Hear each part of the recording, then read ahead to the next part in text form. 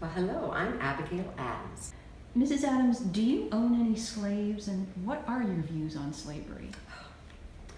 Oh no, slavery is a terrible evil. It is one of the greatest threats to our great American democracy. I could never own another human being. I have sometimes been ready to think that the passion for liberty cannot be equally strong in the breasts of those who have been accustomed to deprive their fellow man of the same. Of this I am certain, and that is, it is not founded upon that Christian principle of do unto others as you would have done unto you. Mrs. Adams, how did you get your education, and what are your views on education for women? Being a sickly child, I was educated at home. My dear mother Elizabeth was my first teacher, and my sisters Mary and Elizabeth were my classmates. I craved learning, and I did so with many great books from our vast family library. I was so determined to express my ideas through writing. Of course, the world was not quite ready to accept the opinions and the ideas of women. So I penned most of my thoughts to my dear husband, John. I remember once confessing to him that my pen is always freer than my tongue. I wish that were not true. I've always been a staunch advocate of education for girls that is comparable to the education of the young boys. My words to John in 1778 were, "You need not be told how female education is being ridiculed. If we are to have heroes and statesmen and politicians, we must have learned women. Learning is not to be attained by chance, but must be sought for with ardor and attended to with diligence." Mrs. Adams, how did you feel about the creation of the Declaration of Independence, and what are your thoughts on the Revolutionary War?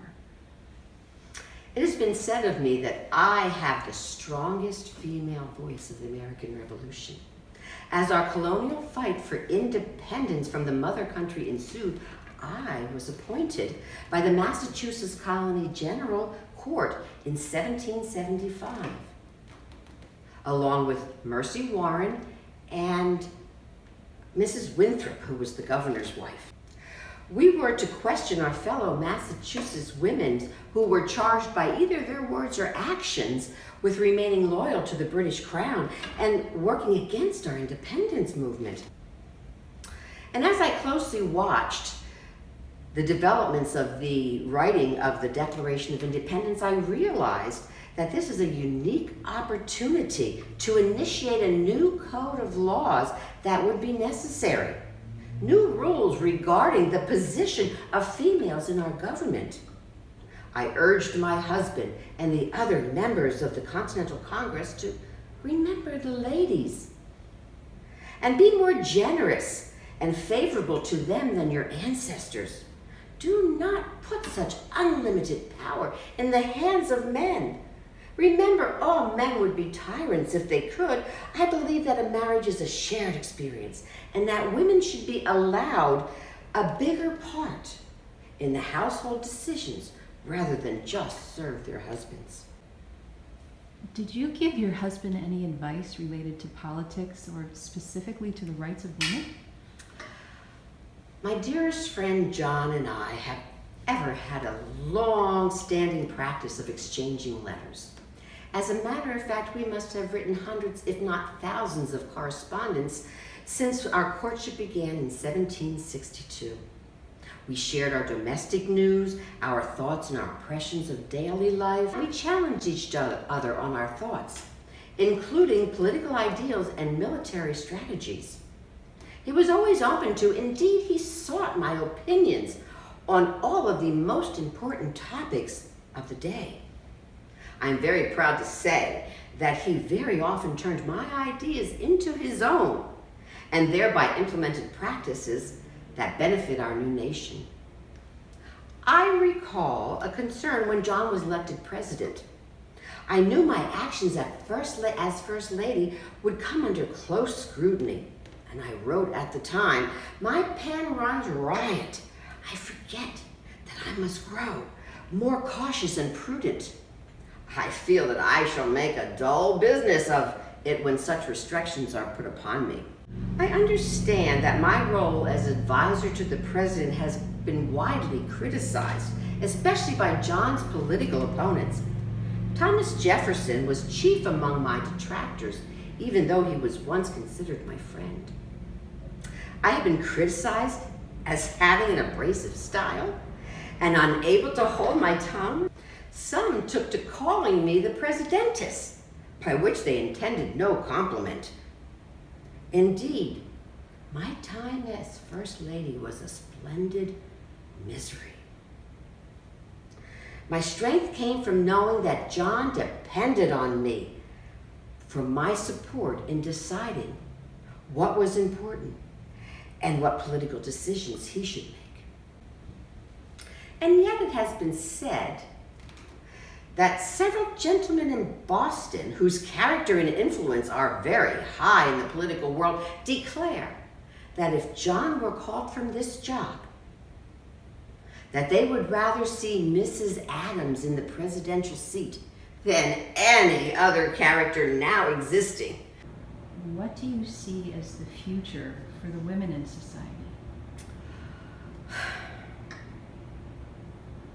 What I would hope for the women in society in the future would be to be able to live with more equality, with educational opportunities, in the running of households, with a voice in politics. I foresee women being able to be considered equal with men in all rights and responsibilities.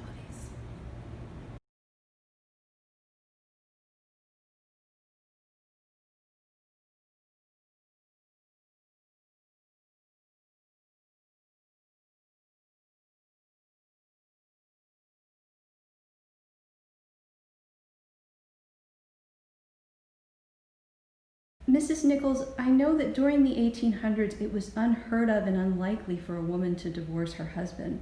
What were the factors that you considered when divorcing your husband? Well, yes, it was very unusual at that time. However, Mr. Carpenter's family was very loyal to me and continues to be loyal to me. So I repay that loyalty with discretion, and I really don't speak about that time of my life. So you're not able to talk about the impact it had on your lifestyle or your relationship with your children? My children and I have a wonderful relationship, so it did not affect the relationship I have with my children.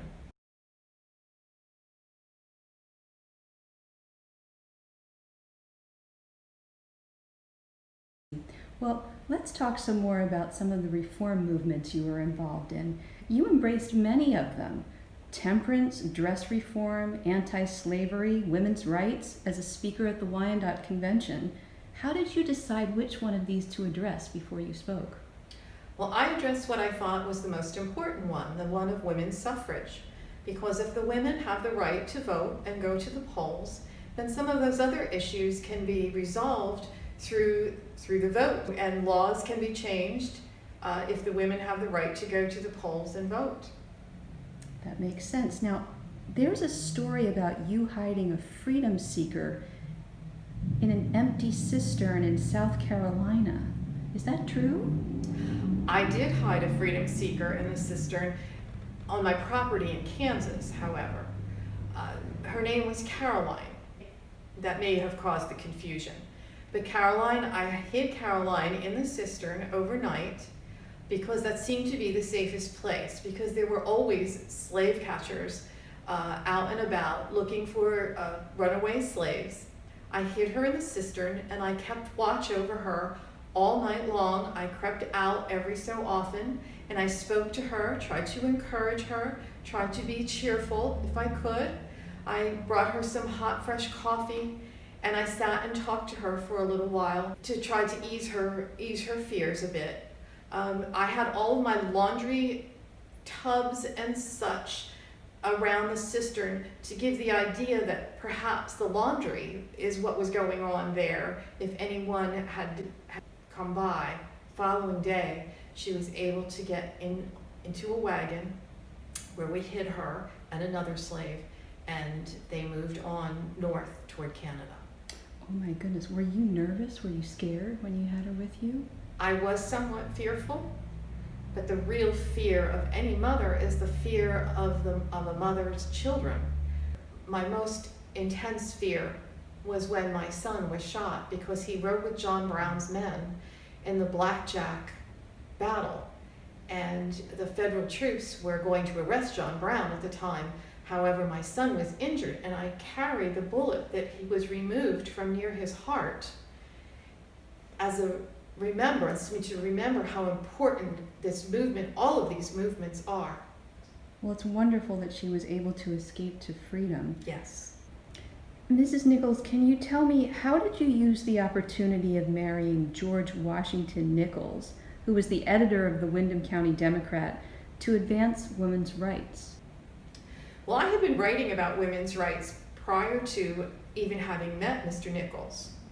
So we started a friendship just through writing back and forth to each other. I wrote articles for his newspaper, and then when we married, I actually was the editor of the newspaper, even though his name was on the masthead as the editor. So I assume that he supported your views on women's rights and abolishing slavery? Absolutely. He was a very forward-thinking, very progressive gentleman, and he loved frank women who spoke their mind. He was the father of 6 daughters, 3 of whom were in journalism. So he was quite used to women and women's opinions. So it sounds like you must have had very interesting dinner conversations of an evening. Very lively conversations. That is wonderful. Now, would you tell us a little bit about your experiences during the time you lived in a free state settlement? What was your role there? Well, my role was to try to encourage women to be able to get women's rights for the women in the territory. And of course, it was a very difficult place to live. The conditions were very bitterly cold in the winter and extremely hot in the summer. Terrible storms would roll through. There was a lack of food, a lack of clothing, and shelter, of course, was not very available, and you certainly had to build your own shelter. So it was a very difficult lifestyle. Myself and some other women had tried to get the women's vote here in Kansas, in the Kansas Territory, because the territory had not become a state yet. There was no constitution at that point, and they were just beginning to develop their laws. There was a better chance for ladies to be recognized in a territory than perhaps back in Vermont or one of the other eastern states. That was very clever thinking. Well, thank you. Well, it sounds like a wonderful life filled with achievements. Would you share with us, what do you feel is your greatest achievement?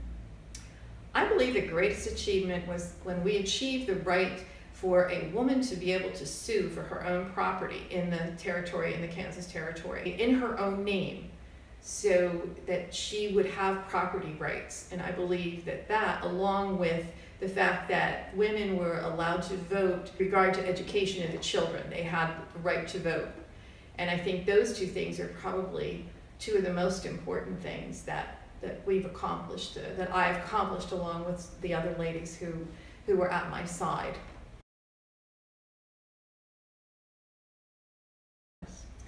I am Elizabeth Cady Stanton.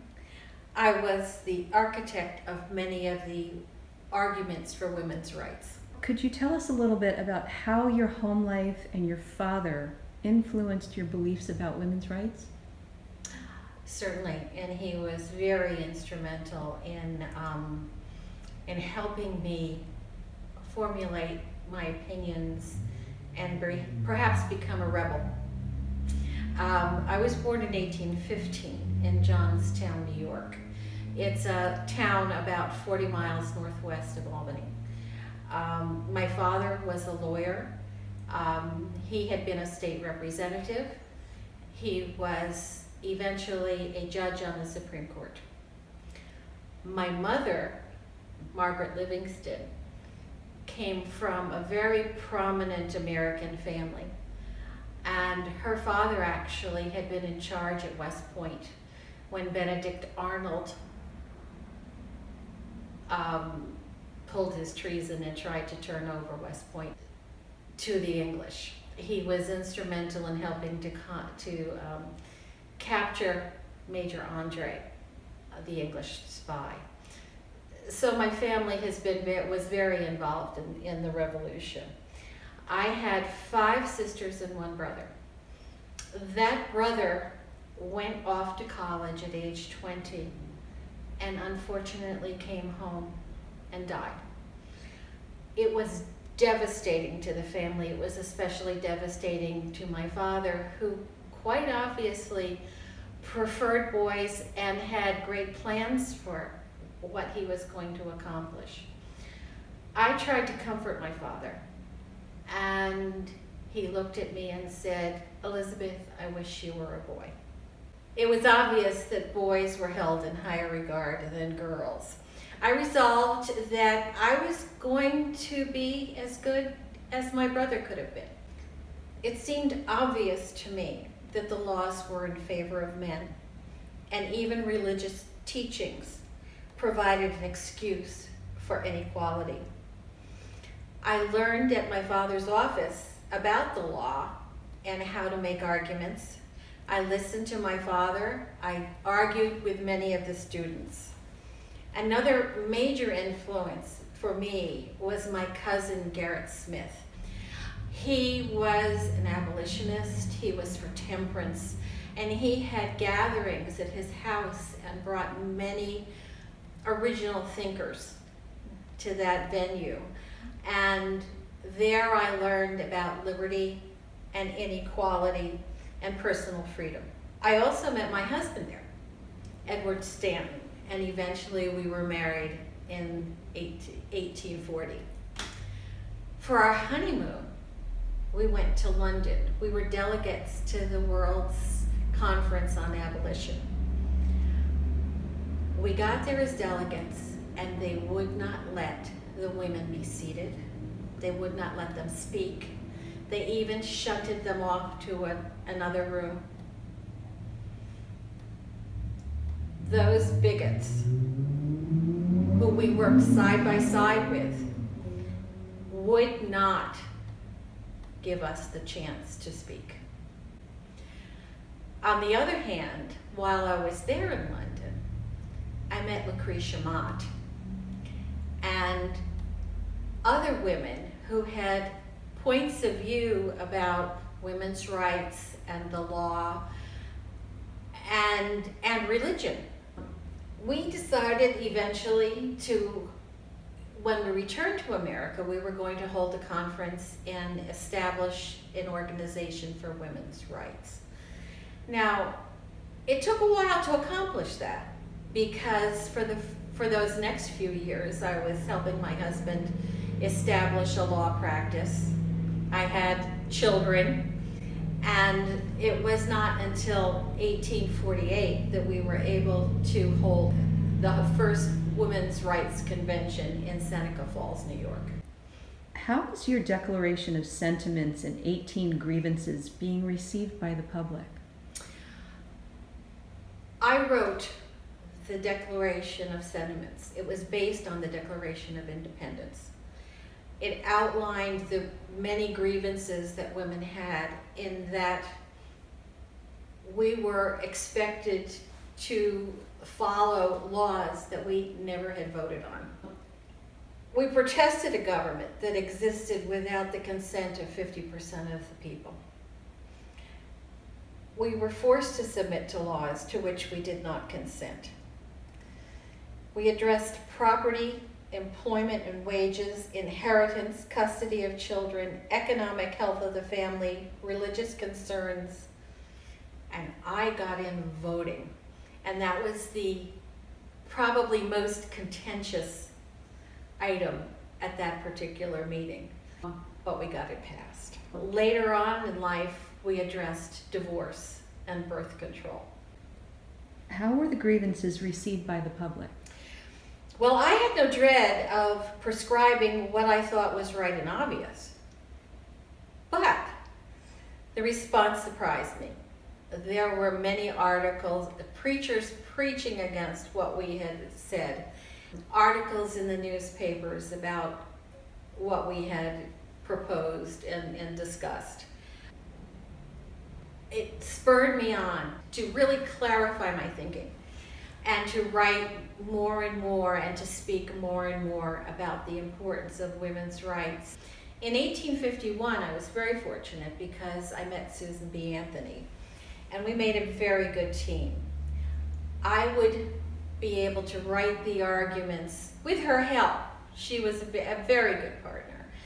And then she would go out and speak and travel to get the message out.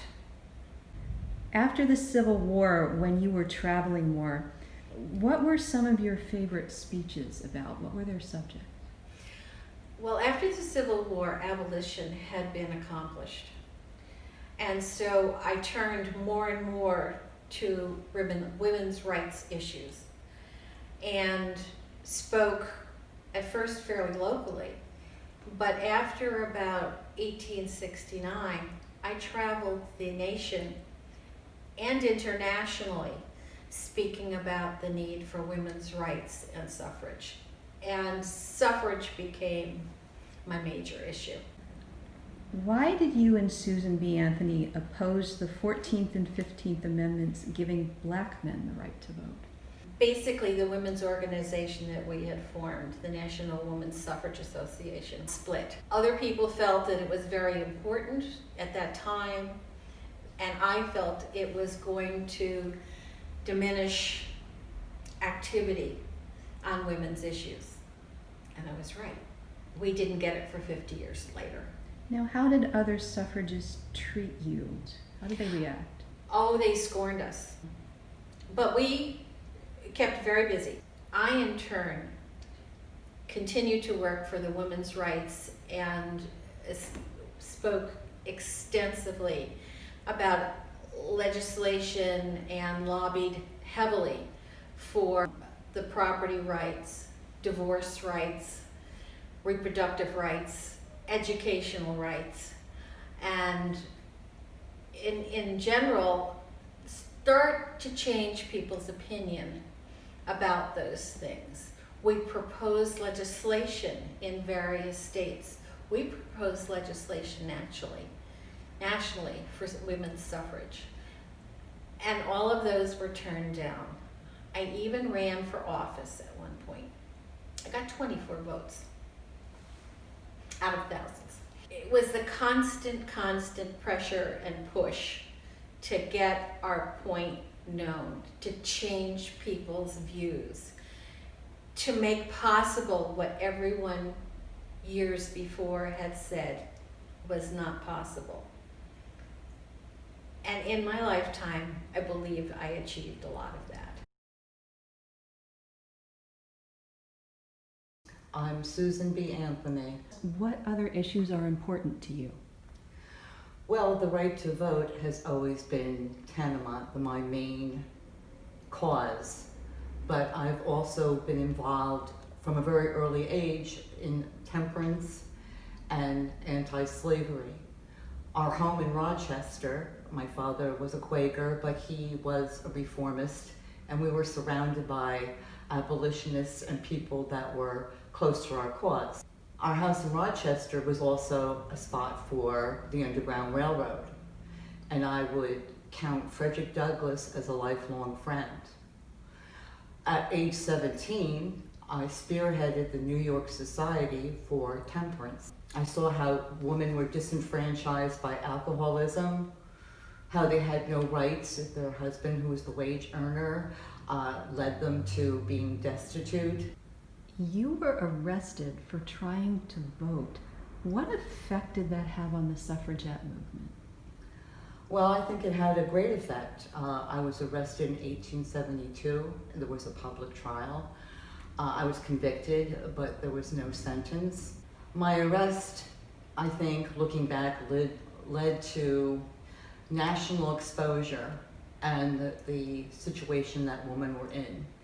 Because women started to realize that with my arrest, my national rights, my civil rights, and my political rights, which are theirs, was being taken away from me. How did you and Elizabeth Cady Stanton complement each other? Well, all the years they've been working together, I would say that Elizabeth is the liberal, I'm the conservative.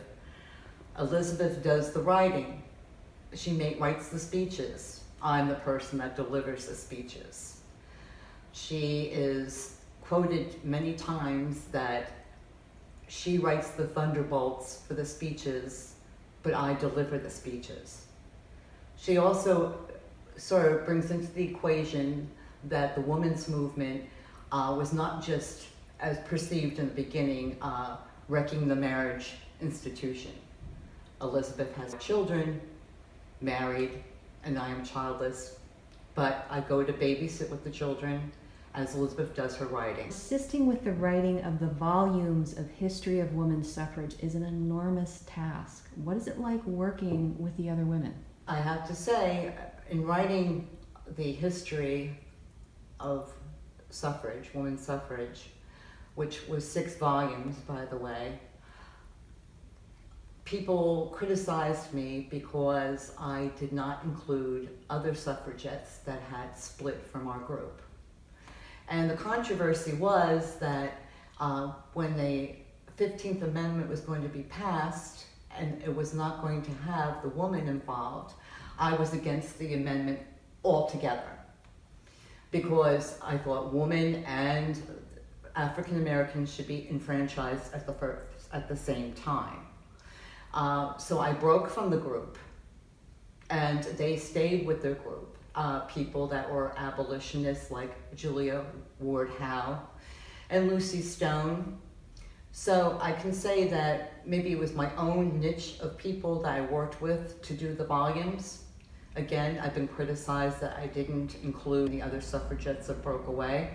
I've been criticized that it's not a comprehensive view of women's suffrage, or only one point of view. But that's how I proceeded. I had my ideas, and that's what I did. You received a good deal of abuse in the newspapers early on, yet now you're considered a heroine. What do you think changed people's minds? What started the catalyst was my arrest in 1872. I think people were kind of taken back that my only guilty crime was trying to vote in my town. And I think that led women starting to realize their place in society, that they were not an appendage to their husbands, that they should live for themselves, for their own happiness, for their own welfare. Not only were we interested in women's rights, but as our movement kept going, we also were interested in women's labor rights. We started to look at the whole picture for women, not just her rights. We give her rights, what happens after that? I'm very happy that at this particular time in my life, or late in life, that not only is the suffrage movement alive and kicking, and we have, again, 4 states that have been ratified.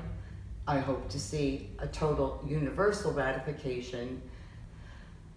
I think it's undeniable now that suffrage is here to stay. We've made great movements in the last couple of decades. It was a long, long road, but we are getting there.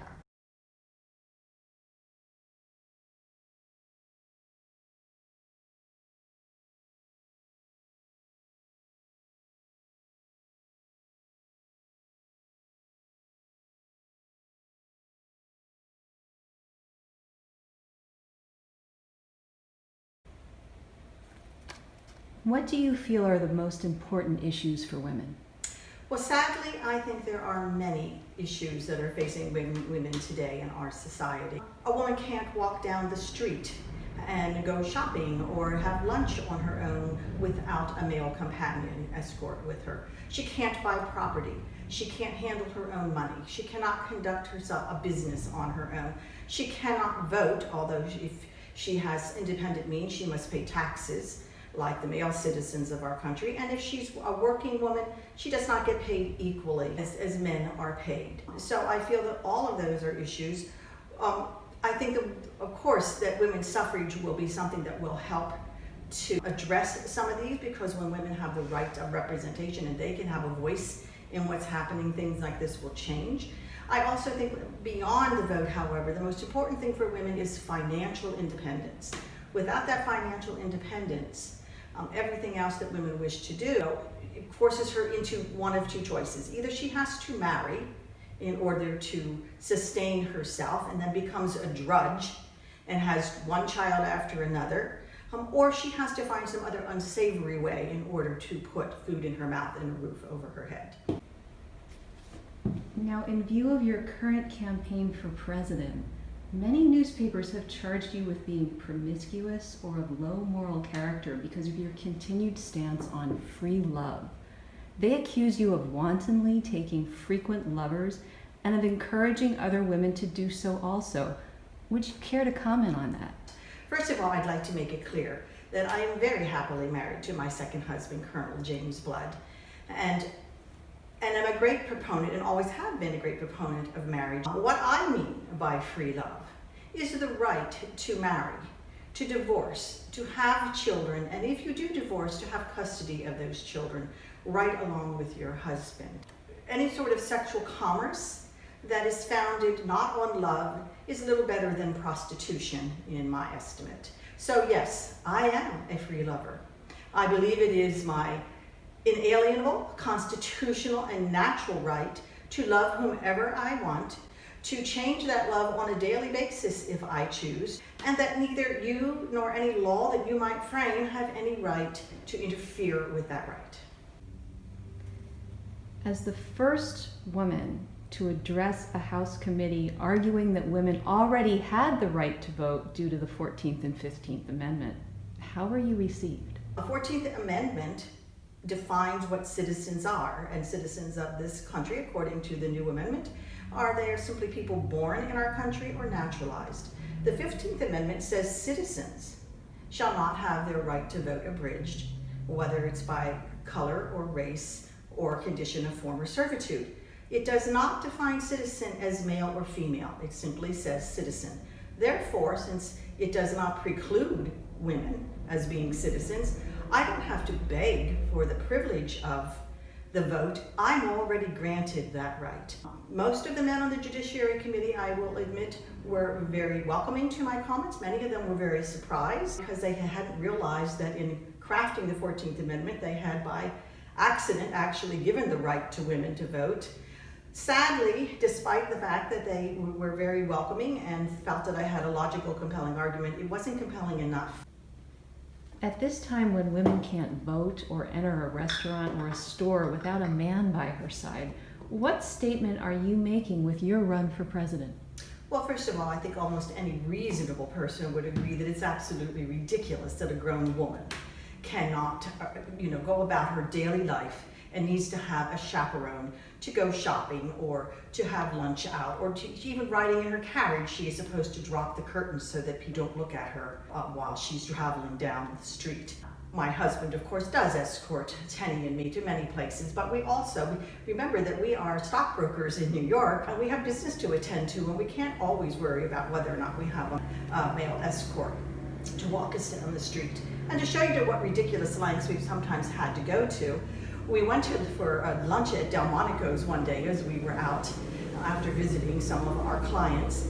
And when we sat down, we ordered some soup. And the next thing we knew, the owner was there, and he thought that perhaps we had made a mistake and that we would like to discreetly withdraw. He would make it seem as if we had just been there to ask him a question. Well, Tenny, being her saucy self, went immediately out to the carriage and brought in the carriage driver, seated him at our table, ordered soup for him, And I have to say, it was quite a sight to see him there in his red jacket and his tall top hat having soup with the two of us. But we did fulfill society's requirements. This is the whole point. Women shouldn't have to go to those lengths in order to go about their daily lives. And as my campaign for president, it is the equality party. When men and women have full equality, when women have the rights to vote, when they can take care of themselves financially, we will not have to worry about these things. And this is the world that I want to see, and certainly no woman should be considered of low class simply because she would like to take a shopping expedition with her friend. Your newspaper gives you a forum for your ideas. Do you feel you are treated unfairly for your published opinions? It's a labor of love, and we were fortunate enough, because of the money that we made as the first female stockbrokers in New York, to be able to have enough money to be able to indulge this passion, along with the help of my husband, Colonel Blood, and another friend, Stephen Andrews, who is an excellent writer and well known throughout the journalistic world. We have reported on all sorts of things of interest, everything from dress reform to vegetarianism. But the true issue came into play that has created all of the scandal that you're reading about in the news at the moment. It's, of course, when we published the article about the Reverend Henry Beecher and his scandalous affair with his parishioner, Elizabeth Tilton. By the way, she is not, as I mentioned in the article, she is not the only person that he has dallied with. I call him a serial seducer, and there must be at least 20 of his mistresses in church pews every Sunday as he is preaching. I could not stand the hypocrisy of this double standard where a man can stand in the pulpit and preach about women and their morals, but then they can go out on their own and leave their wife at home, and they can go out with the mistress, and everybody turns a blind eye to it. We also just wrote about a infamous mass ball that takes place every year in New York, where married men and men of high standing in our community attend this ball, and young women are brought in for them to debauch. We were perhaps a little too detailed in how we describe some of the things that were going on, but certainly no more detailed than things that you might have read in some Bible verses that talk about some improper behavior. Unfortunately, Anthony Comstock, a postal worker who views himself as God's gardener, and how he's weeding out all the terrible weeds of obscenity from the garden. I really consider him a worm of God's garden. He charged us with obscenity. He actually had someone buy up some of the papers, take them to Connecticut, over the state line, deliver them to the mailbox of a mailbox he set up in a fake name, by the way. And then he was accused us of obscenity because these things traveled over a state line. So we were, of course, arrested, and I was arrested immediately before the election and thrown into Ludlow jail along with Tenny and with my husband, Colonel Blood. And so I missed my opportunity to go and vote. But on top of that, I think what really makes me angry, and do I feel that we have been unjustly treated? Yes, because the New York Herald printed almost intact the entire article from the weekly, and yet not one person spoke up about them using the same phraseology we used and called it obscene. What do you consider your greatest accomplishment so far? If people have to remember one thing about you, what should they remember? Well, in my life, I have done many things. I have been a journalist. I have been a feminist. I have been an abolitionist. Was the first woman stockbroker. My sister and I should say, we were the first women stockbrokers. But most of all, I think I am proud of the fact that I have championed equal rights for everybody. I didn't just pursue suffrage for women. I pursued suffrage for everyone. For Black people, for American Indians, for women, for immigrants. I felt universal suffrage was a right of everyone. And I pursued that throughout my entire life. I also, never gave up the idea that women, in order to be completely free, needed to be educated and be able to financially support themselves. So I think the fact that I spent my life really trying to bridge the breach between the suffrage group that happened when the 14th and 15th Amendments came about, and spent my whole life trying to continue to push for women having complete equality with men. And that is what I would most like to be remembered for.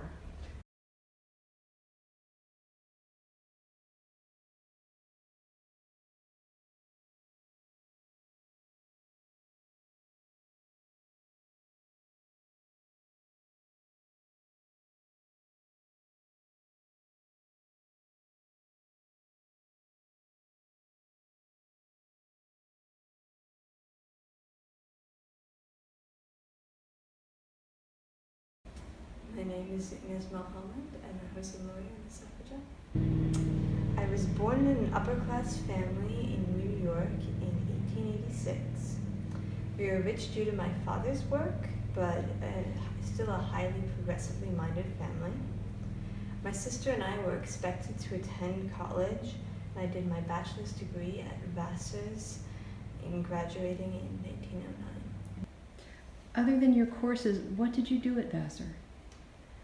Before going to college, I met Elizabeth Pankhurst on a trip to London, where she made me realize how far American suffragettes were behind the British ones in the public view. I was very determined to change this, state of affairs at Vassar, but we weren't allowed to talk about suffrage on campus. And after a few protests, I decided to comply with this by holding meetings in the cemetery across the street. It was off campus, so the administration wasn't allowed to complain. I was also on the debate team, which helped my career as a lawyer and as a public speaker tremendously. Now, after graduating, you went on to law school, but you had issues there too. Yes. I applied to Yale, Harvard, and Cambridge universities, all of whom rejected me. Harvard explicitly because I was a woman. I did, however, get accepted into the New York University School of Law in late 1909, graduating in 1912. What was it like being a female lawyer in an almost exclusively male field? After passing the bar, I practiced criminal and divorce law. It was very difficult to practice criminal law as a woman because there was a strong social stigma against criminals of any kind interacting with women, even their own attorneys. This made my work on prison reform incredibly difficult, as I'm sure you can imagine. I can imagine. I guess they didn't want to offend your delicate sensibilities. I'm sure. Now, you are well known for leading the 1913 women's suffrage procession. What can you tell us about that? So, Alice Paul and Lucy Burns did most of the organization of the parade, and we decided that I should be the face of it because I was photogenic and well known as a socialite at the time. I was dressed all in white with a cape and a crown, and I rode a gray horse down the front of the procession. We were not going for subtlety with our allegories. We also chose to arrange the procession to go down the inaugural route Woodrow Wilson would be taking the next day in order to get maximum attention on our parade, and it worked. Now, besides women's suffrage, you were involved with many other causes of the time. What were some of those causes? I was a large proponent of labor rights for both adults and children, to the point where I would physically go to strikes myself, even being arrested a few times, and would use my family's wealth to bail out strikers. I was also a socialist and a pacifist. I believed that world peace was possible. How did your friends and family feel about your work, and how did the public feel about your work? Focusing just on suffrage, my family was entirely supportive of my efforts and my work.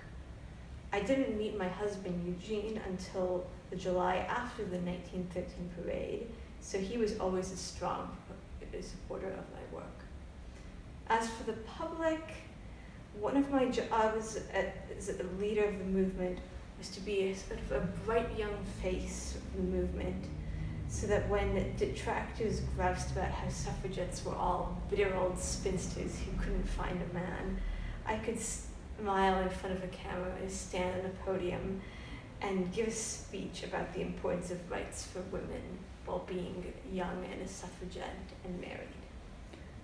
Now, what happened to your work after the 1913 parade?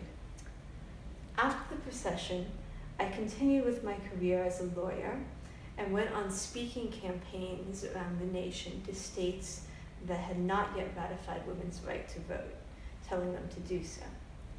It was at this time that my health started failing, but I continued touring and speaking nonetheless. I was not going to stop until all states had either individually ratified women's right to vote or the federal government had done so. Now, you were remembered for your final words. Tell us how they came about. By 1916, my health had gotten quite poor, but I was still doing a circuit. On October 23rd, I was in Los Angeles, California, giving a speech urging women to fight for the right to vote, and until then to get men to vote out Woodrow Wilson's conservative Democratic Party, when I collapsed on stage. My last public words were, "Mr. President, how long must women wait for liberty?"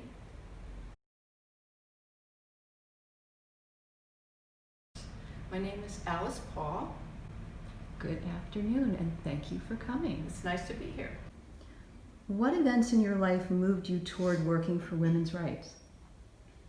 Well, I'd have to say the thing that had the most impact was in 1905, after I had graduated from Swarthmore. I was very interested in the field of social work, and I had the opportunity to spend a year working with poor immigrant families in a settlement house on the Lower East Side of New York City. And I witnessed the deplorable conditions in the tenements. It was heartbreaking. Most of the apartments didn't have running water. There were no showers, no toilets. Very few had electricity installed at that point. But the women had to haul buckets of water from spigots in the backyard all the way up 4, 5, 6 flights of stairs in order to do their cooking and their cleaning and their laundry. It was back-breaking work.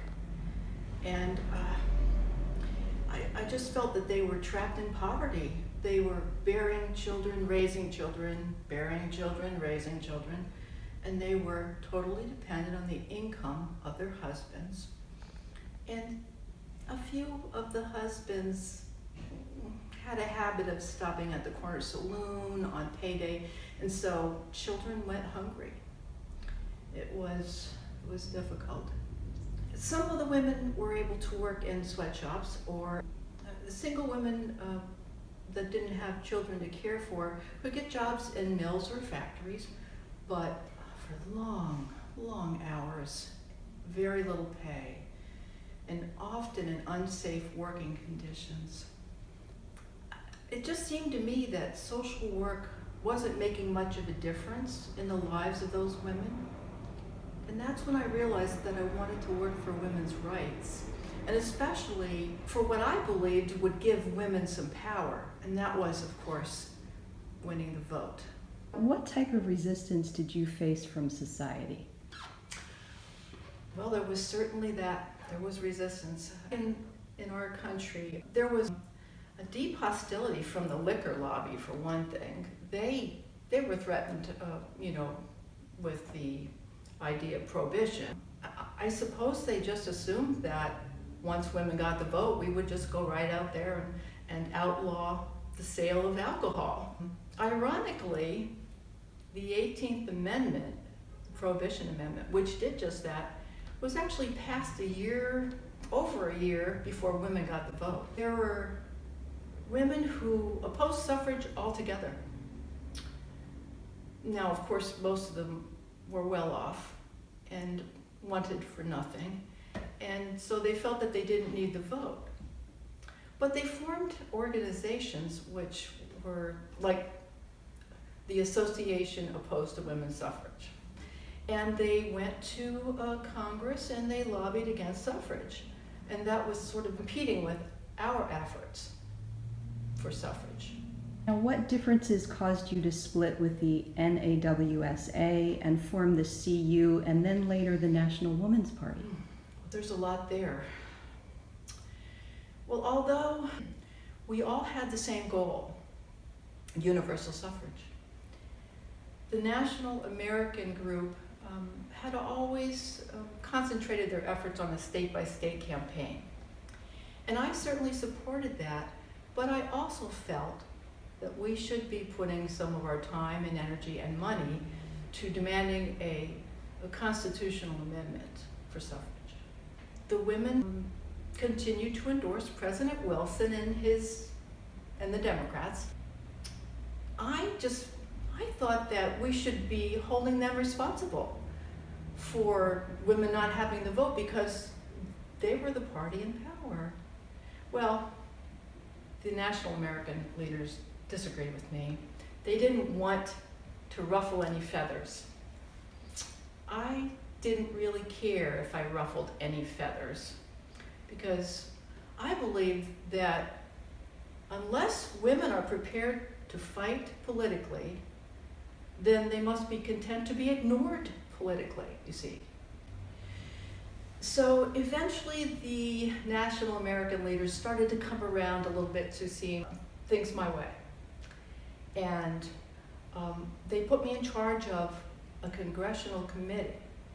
And so I was able to set up a little office. Lucy Burns and I set up an office in Washington, and our job was to lobby Congress. But we were told that we had to raise our own money. So we worked really hard to do some fundraising. We did some creative things. And one of the earliest things that we did was we organized a suffrage parade.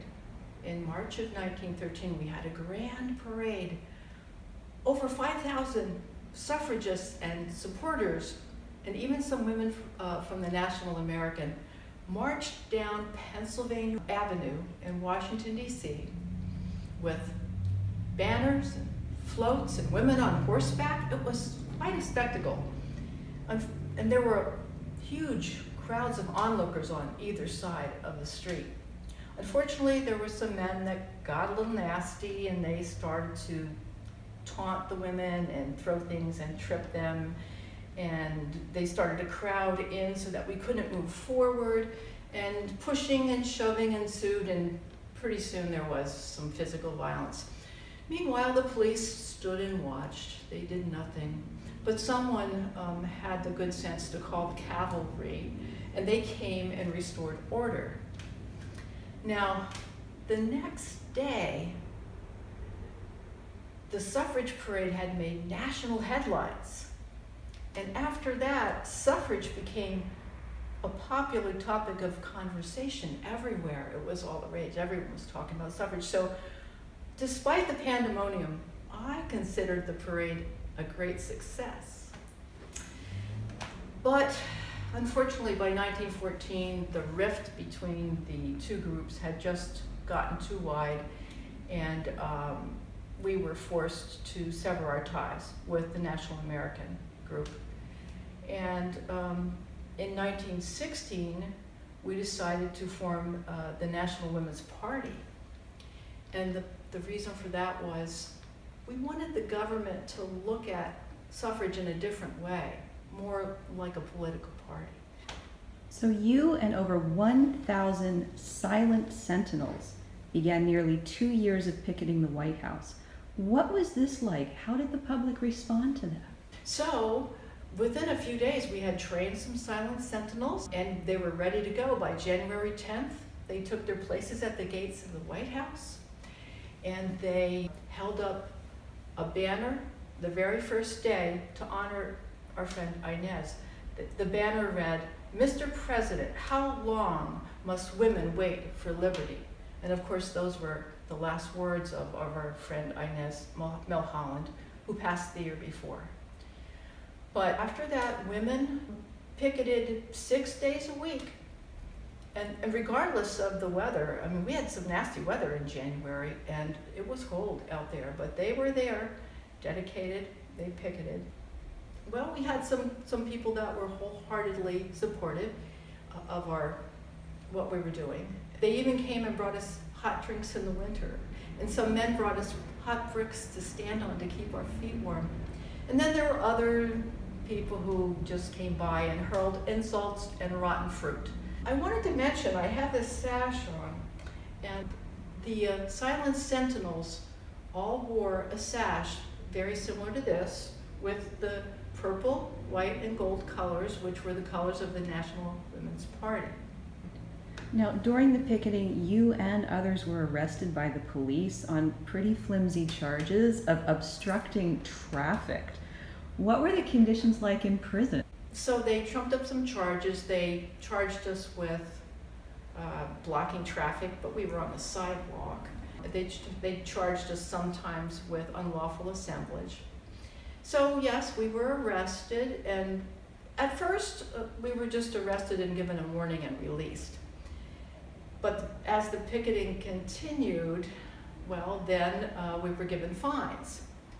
But we refused to pay those fines because we hadn't done anything wrong, you see. And then the court started to give us short prison sentences, and the picketing continued. Many of us were arrested multiple times, not just once. And there were groups of women now getting arrested, so they started to take them down to Virginia to a place called the Occoquan Workhouse. It was a horrid place. And then in October of that year, I was arrested for the third time. And I think that they were just trying to get me out of the way because they gave me a 7-month prison sentence. But I was sentenced to the district jail. And a few weeks later, there was a large group of sentinels led by Lucy Burns and Dora Luce, and they were arrested protesting my imprisonment. 33 sentinels got hauled down to Occoquan Workhouse, and they were just treated brutally. They were thrown in dirty, rat-infested cells, and they were beaten brutally by guards. And one woman knocked her head and had a concussion. They put Lucy's hands above her head and cuffed her hands to the prison bars, and she had to sit like that for hours. It was just horrid, the way they treated them. While you were in prison, you organized a hunger strike. Did any of the other women go on to a hunger strike, and what was that experience like? Well, I was actually in the district jail, and yes, I did go on a hunger strike to protest. When they realized I wasn't going to eat, they tried different things. They tried to deprive me of sleep. They would come in at night and flash lights to my eyes and make noises and try to keep me from sleeping. And then they threatened me with committing me to an insane asylum. And then when I still didn't eat, that was when they strapped me down and put the tubes down my throat and started with the tube feeding, which I was familiar with. And that went on for 2 weeks, 3 times a day.